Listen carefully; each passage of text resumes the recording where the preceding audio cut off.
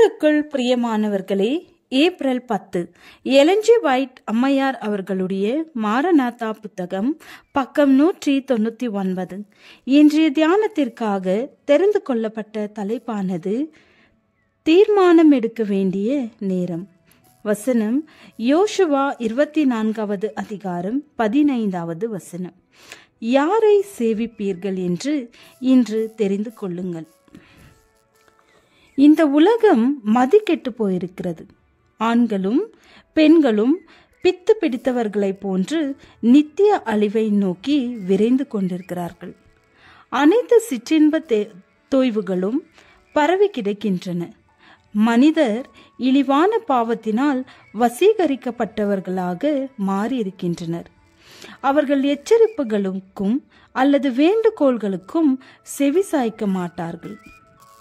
யாரை சேவிப்பீர்கள் என்று இன்று தெரிந்து கொள்ளுங்கள் என்று பூமியின் குடிகளை நோக்கி ஆண்டவர் கேட்கிறார்.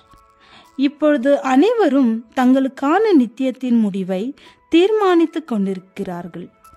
மானிடருக்கு கொடுக்கப்பட்ட தவணையின் காலம் முடிவு பெறவிருக்கிறது. அவருடைய வருகையின் நாள் சமீபத்திருக்கிறது.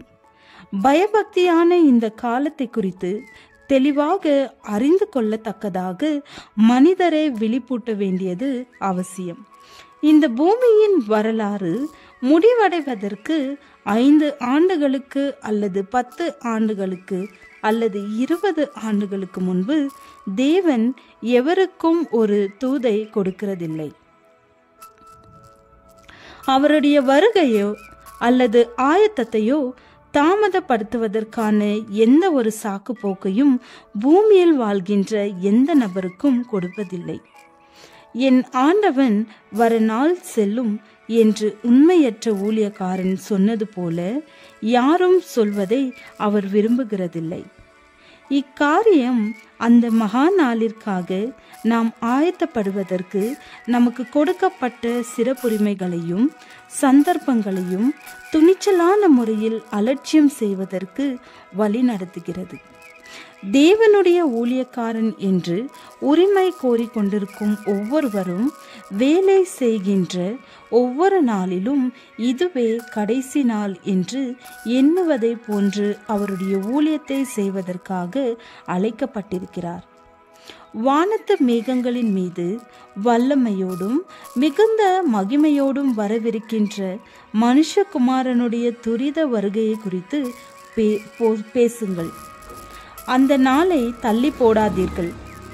ஒவ்வொருவரும் சுமந்து செல்ல வேண்டிய ஒரு மாபெரும் பாரம் இங்கு இருக்கிறது. என்னுடைய பாவங்கள் மன்னிக்கப்பட்டிருக்கின்றனவா?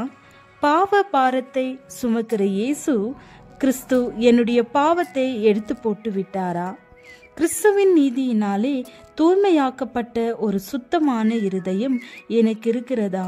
கிறிஸ்துவிலே ஒரு அடைக்கலத்தை தேடிக்கொண்டிராத எந்த ஆத்மாவிற்கும் ஐயோ! ஊழியத்தினின்று மனதை விலக செய்து ஆத்மாக்களை ஜாக்கிரதையற்றவர்களாக செய்கிற அனைவருக்குமே ஐயோ! மனம் சிதறாமல் காத்து கொள்ள வேண்டிய மாபெரும் வேலை தேவனுடைய பார்வையில் தனிப்பட்ட விதத்தில் நாம் எவ்வாறு நிற்கிறோம் என்பதை கவனத்தில் கொள்வதுதான். யுகங்களின் கண்மலை மீது நமது பாதங்கள் பதிக்கப்பட்டிருக்கின்றனவா? ஒரே அடைக்கலமாகிய அவரில் நம்மை நாம் மறைத்து வைத்து கொண்டிருக்கிறோமா? இரக்கமற்ற சீற்றத்தோடு புயல் வந்து கொண்டிருக்கிறது. அதை சந்திக்க நாம் ஆயத்தமாயிருக்கிறோமா? கிறிஸ்து பிதாவுடன் ஒன்றாக இருக்கிறது போல நாம் கிறிஸ்துவோடு ஒன்றாயிருக்கிறோமா? நாம் தேவனுடைய சுதந்திரவாளிகளும் கிறிஸ்துவிற்கு உடன் சுதந்திரவாளிகளுமாய் இருக்கிறோமா? கிறிஸ்துவின் பண்பு நலனே. நம்முடைய பண்பு நலனாக இருக்க வேண்டும். நம்முடைய இதயங்கள் புதுப்பிக்கப்படுகிறதுனாலே நாம் மாறுதலடைய வேண்டும். இங்குதான் நம்முடைய ஒரே பாதுகாப்பு இருக்கிறது. ஒரு உயிர் துடிப்புள்ள கிறிஸ்தவனை எதுவும் தேவனிடமிருந்து பிரிக்க முடியாது.